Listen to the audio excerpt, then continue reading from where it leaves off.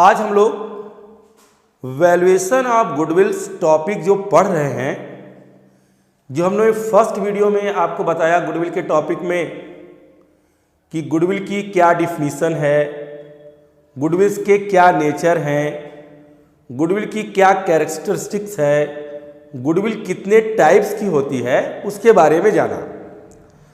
और फिर गुडविल को जो नॉन परचेजिंग गुडविल है उसको कैसे वैल्यूड की जाए उसके बारे में हम लोग अब पढ़ रहे हैं।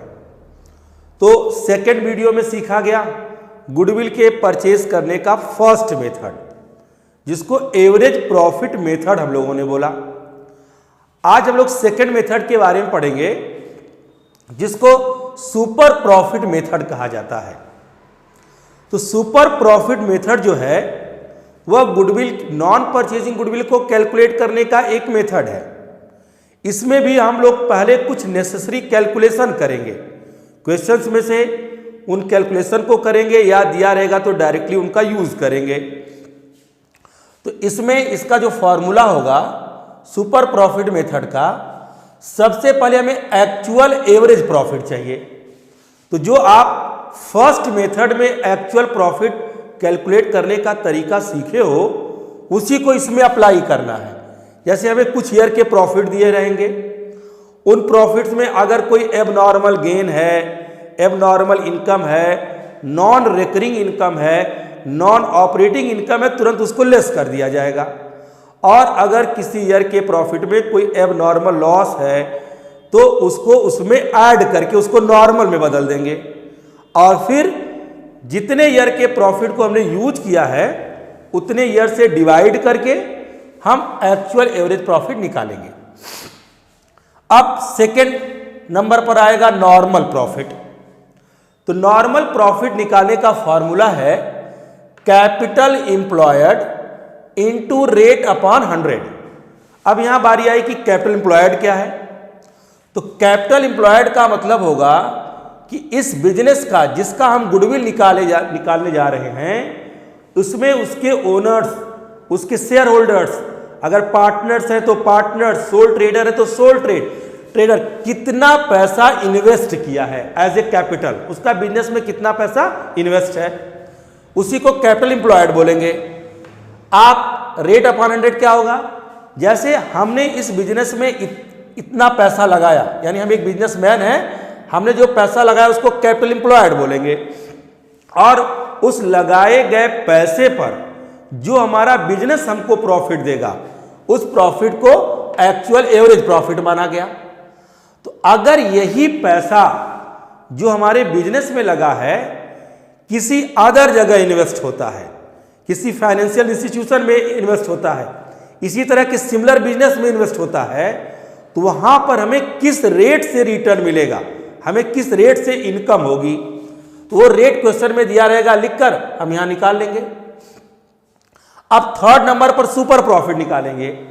अगर हमारे लगाए गए पैसे पर हमारा बिजनेस जो प्रॉफिट देता है उसका कंपेयर उसी लगाए गए पैसे के अदर जगह से जो रिटर्न मिल रहा है उससे कंपेयर करेंगे, और कंपेयर करने के बाद जो दोनों का डिफरेंस होगा वही हमारा सुपर प्रॉफिट होगा। तो सुपर प्रॉफिट आने के लिए एक्चुअल एवरेज प्रॉफिट का ज्यादा होना जरूरी है। अगर नॉर्मल प्रॉफिट ज्यादा है तो कोई सुपर प्रॉफिट नहीं है, तो कोई गुडविल नहीं है। सुपर प्रॉफिट और गुडविल तभी हमारे बिजनेस में आएगी जब हमारा बिजनेस का एक्चुअल एवरेज प्रॉफिट मार्केट के इस प्रॉफिट से ज्यादा होगा। अब फोर्थ नंबर पर हम गुडविल निकालेंगे, इस सुपर प्रॉफिट को यहां लिख लेंगे, और उसके बाद क्वेश्चन में दिया गया होगा कि ये प्रॉफिट कितने ईयर तक मेंटेन किया जा सकता है, तो उसको हम लोग नंबर ऑफ ईयर्स परचेजेस से मल्टीप्लाई कर देंगे। तो मल्टीप्लाई करने के बाद जो आएगा उसको गुडविल बोला जाएगा।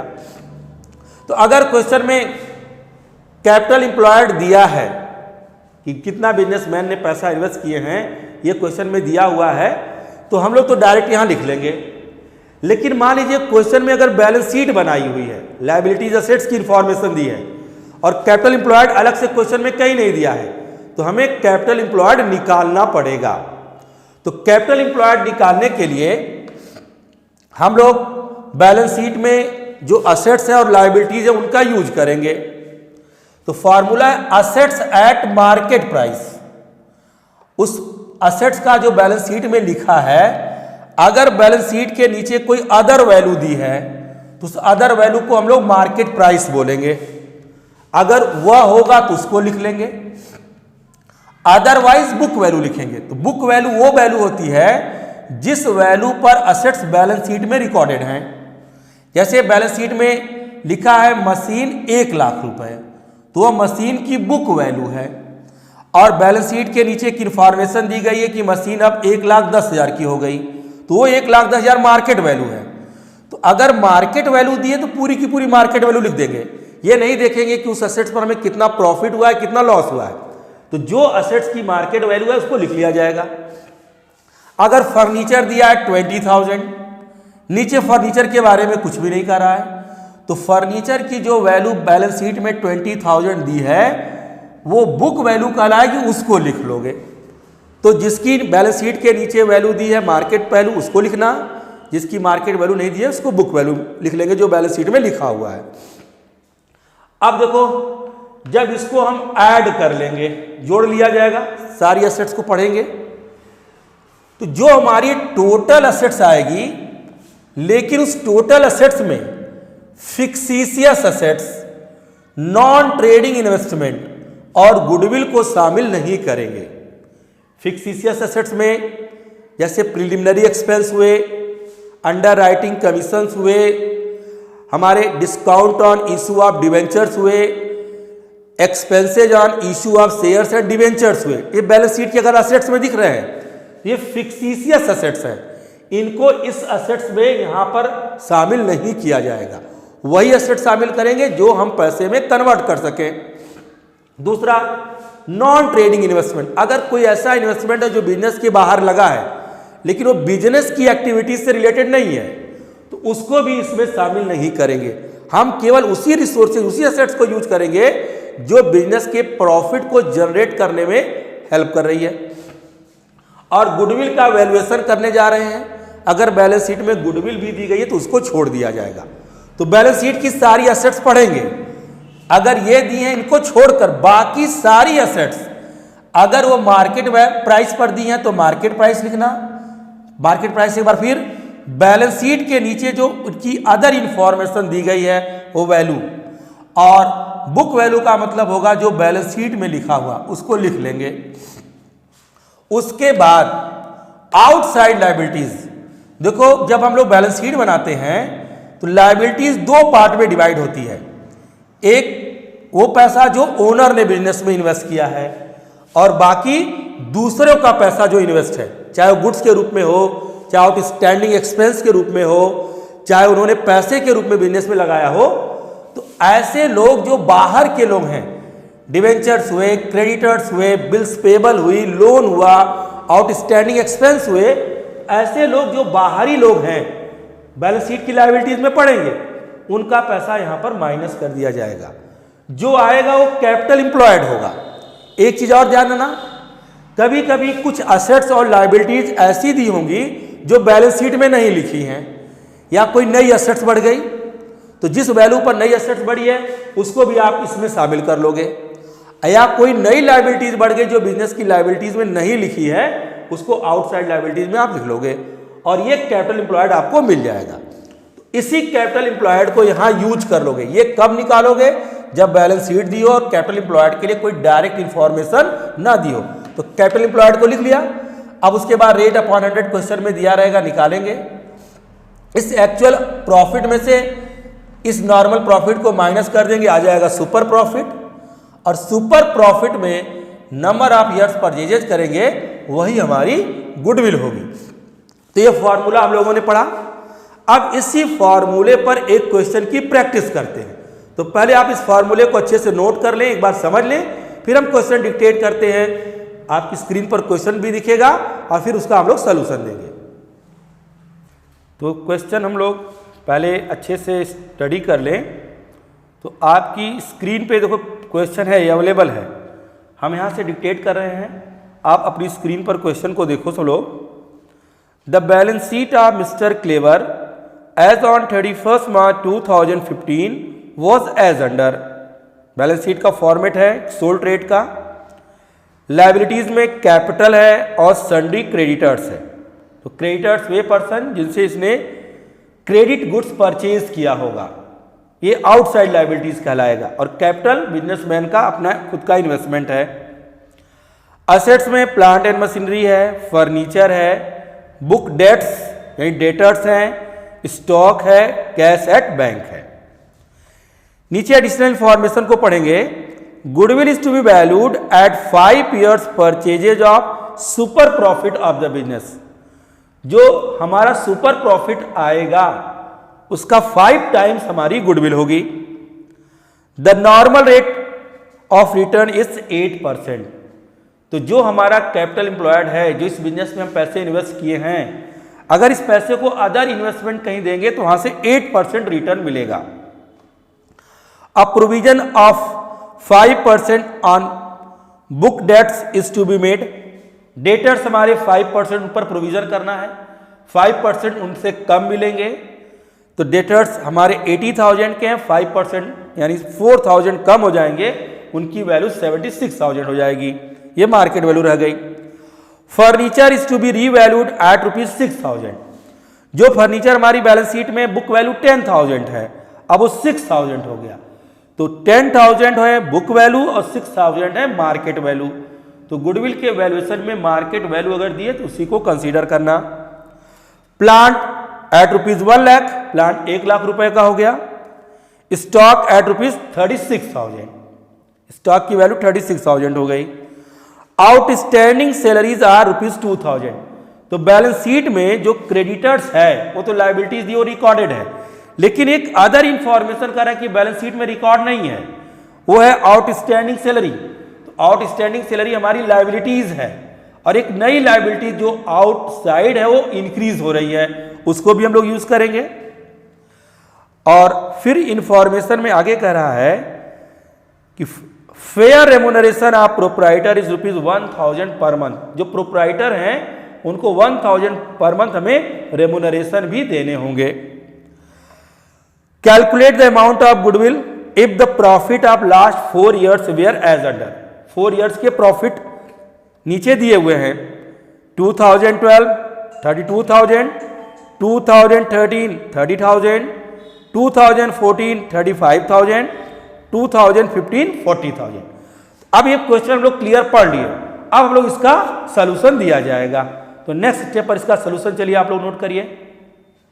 तो हम लोगों ने क्वेश्चन को अच्छे से स्टडी कर लिया। अब जब क्वेश्चन अच्छे से स्टडी हो गया, सारी चीजें क्लियर हो गई, अब हम लोग सुपर प्रॉफिट मेथड से गुडविल का वैल्यूएशन स्टार्ट किया जाए। तो देखो इसमें बैलेंस शीट दी हुई है। तो जब क्वेश्चन में बैलेंस शीट दे दे तो हम लोगों को सबसे पहले कैपिटल एम्प्लॉयड निकालना होगा। तो कैपिटल एम्प्लॉयड के लिए जो हम आपको फॉर्मेट बनाया उसी के हिसाब से निकाला जाए।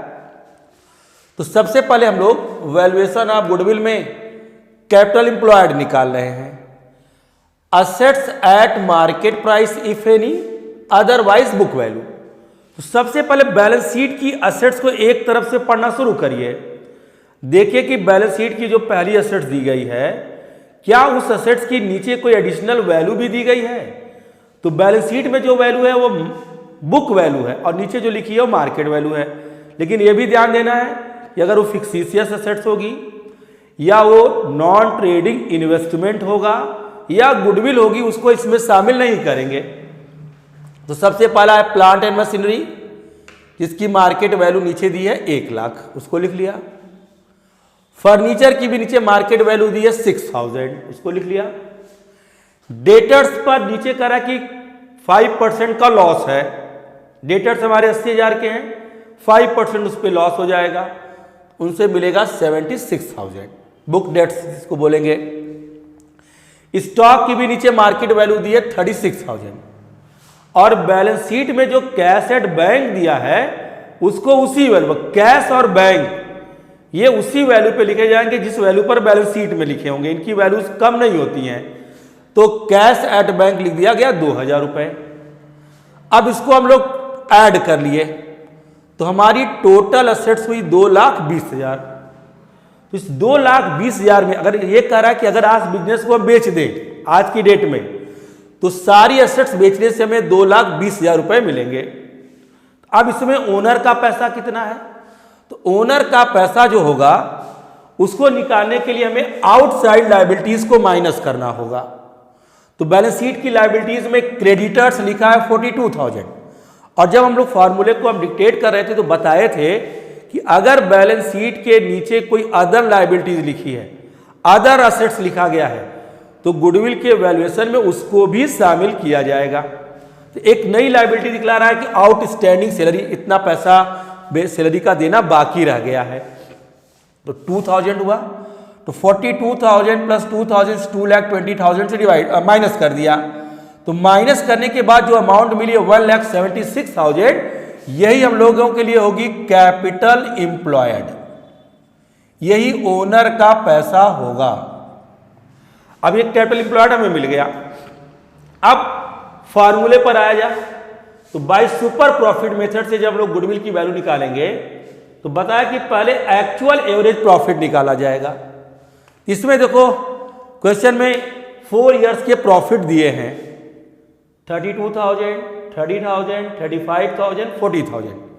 इन इयर्स में कोई एबनॉर्मल लॉस, एबनॉर्मल गेन की कोई इंफॉर्मेशन नहीं है, इसलिए हम लोगों ने इनको आपस में ऐड कर लिया, ये मानते हुए कि सारे प्रॉफिट बिजनेस के नॉर्मल एक्टिविटीज से आए हैं। ऐड कर लिया 34,250। इसमें कह रहा है कि जो प्रोप्राइटर है वो अब 1,000 पर मंथ अपना रेम्यूनरेशन चार्ज करेगा, इससे पहले वो नहीं चार्ज कर रहा था। तो हमारा ये जो प्रॉफिट है वो 1,000 पर मंथ यानी 12,000 से अब कम हो जाएगा। तो अब हमें मिलेगा 22,250। हमारे बिजनेस में 1,76,000 ओनर्स का पैसा लगा है और उस पैसे को लगा करो 22,250, 22,250 पा रहा है। अगर इसी पैसे को हम मार्केट में अदर जगह इन्वेस्ट करते हैं तो वहां से हमें 8%, क्वेश्चन लोग पढ़े, 8% नॉर्मल रेट ऑफ रिटर्न मिलेगा। तो 8% इसका मतलब 14,080, ये मार्केट का पैसा है और ये हमारे बिजनेस ने दिया है, और इन्वेस्टमेंट है 1,76,000 का, और 1,76,000 की इन्वेस्टमेंट पर ये 2 प्रॉफिट मिले। अब ये देखा जाए कि हमारा बिजनेस हमें कितना एक्स्ट्रा प्रॉफिट दे रहा है। तो हम लोगों ने सुपर प्रॉफिट निकाला जिसमें से एक्चुअल एवरेज में से नॉर्मल प्रॉफिट को माइनस कर दिया, तो आया 8,170, और गुडविल इस सुपर प्रॉफिट का 5 टाइम्स है, 5 से मल्टीप्लाई कर दिया, आ गया 40,850। ये हमारे फर्म की गुडविल हुई। तो इसको आप अच्छे से नोट करके एक बार अच्छे से रिवाइज कर लेंगे।